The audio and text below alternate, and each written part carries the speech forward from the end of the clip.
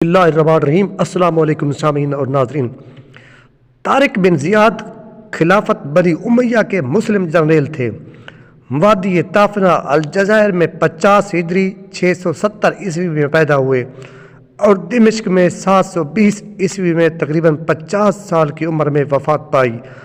ان کا افریقہ کی جرأت مند قوم بربر سے تعلق تھا۔ ولید بن عبد الملک کے زمانہ میں موسیٰ بن نصیر افریقہ کے گورنر تھے۔ انہوں نے طارق بن زیاد کی جرأت و دلیری کا اندازہ کرتے ہوئے انہیں فوجی خدمات پر مامور کر دیا۔ کچھ عرصے بعد انہیں طنجہ مراکش کا گورنر بھی بنا دیا۔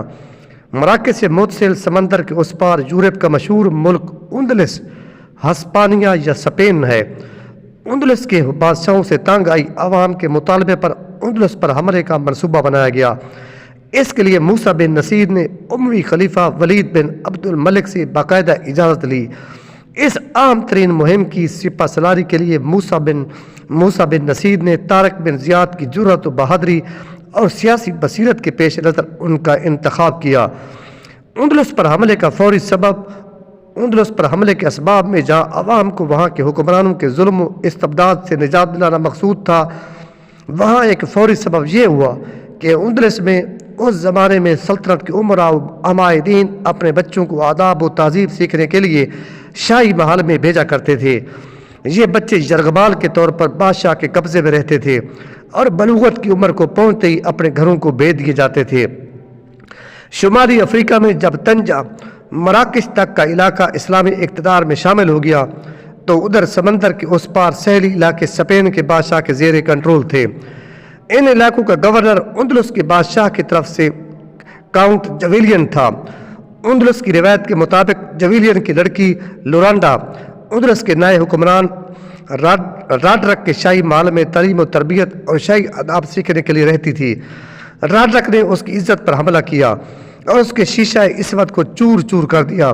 اس سے ایسی چنگاری اٹھی جس سے نہ صرف راڈرک کا تاج و تخت جل کر خاکستر ہو گیا بلکہ ملک میں ایسا انقلاب آیا کہ اس ملک کی تاریخ ہی بدل گئی۔ اس لڑکی نے اس حادثے کی خبر اپنے والد کاؤنٹ جویلین کو دی۔ وہ یہ شرمناک واقعہ سن کر انتہائی غضبناک ہوا۔ غیرت و حمیت اور جوش انتقام میں وہ راڈرک کو تاج شاہی سے محروم کرنے کا پختہ عزم کر لیا۔ چنانچہ جویلین نے شمالی افریقہ کی اسلامی حکومت سے اندلس پر حملہ آور ہونے کے لیے کوششیں شروع کر دی۔ شمالی افریقہ پر موسیٰ بن نصیر جیسا بیدار مغز حکمران فائز تھا اور طنجہ مراکش کا والی طارق بن زیاد تھا۔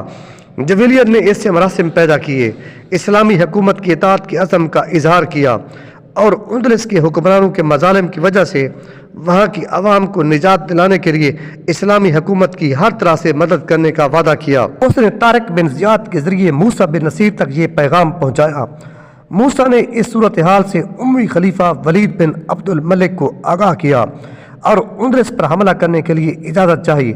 اجازت ملنے پر 7000 مجاہدین پر مشتمل ایک لشکر تیار کیا گیا اور اس کی سپہ سالاری کے لیے طارق بن زیاد کا انتخاب ہوا۔